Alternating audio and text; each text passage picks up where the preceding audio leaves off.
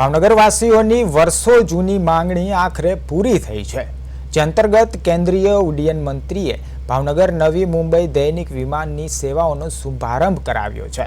ભાવનગર પહોંચેલા કેન્દ્રીય મંત્રી કે રામમોહન રાય નાયડુ ભવ્ય સ્વાગત કરાયું હતું।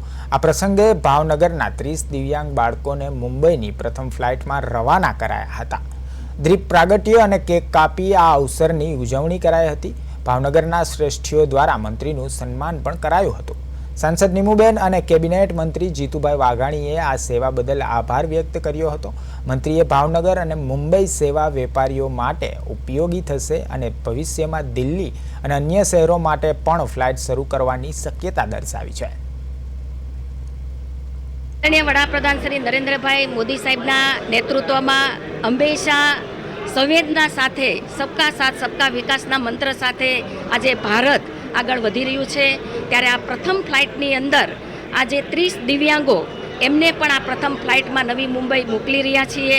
એમના જીવનમાં પણ ખુશી આવે અને સૌના જીવનમાં ખુશી આવે એ પ્રકારે આજે આ નવી ફ્લાઇટનો શુભારંભ થવા આજે આપણા કેન્દ્રીય નાગરિક ઉડ્ડયન મંત્રી राममोहन नायडू साहब पण प्रथम फ्लाइट ने फ्लैग ऑफ करी अने आज आ शुरू करवाना। आज भावनगर से 2 नए इंडिगो के मुंबई के लिए कनेक्टिविटी, नवी मुंबई के लिए कनेक्टिविटी आज से शुरुआत करी है।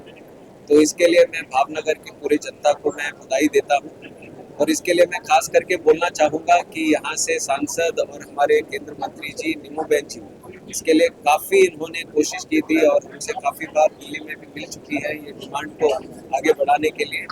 उनका भी काफ़ी प्रयास रहा है, जिसके तरह से हम भी एयरलाइंस के ऊपर दबाव डाल के ये नया कनेक्टिविटी को हमने शुरू किया है। तो हम सब के लिए एक बहुत ही खुशी की बात है और मेरा मन था कि जब भी यहाँ से शुरू होगा तो मैं पर्सनली आऊँ, यहाँ पे भी ये स्टार्ट करूँ और यहाँ के एयरपोर्ट की फैसिलिटीज़ भी देखूँ।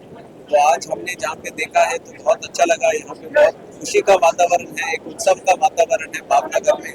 तो इससे पता चलता है कि हमारे देश में नागर विमानन के लिए, हवाई यात्रा के लिए किस तरह से डिमांड बढ़ी है। इसका पूरा श्रेय जाता है हमारे आदरणीय प्रधानमंत्री नरेंद्र मोदी जी को, जो हमारे विजनरी हैं, डायनेमिक हैं और दूरदर्शी सोच के साथ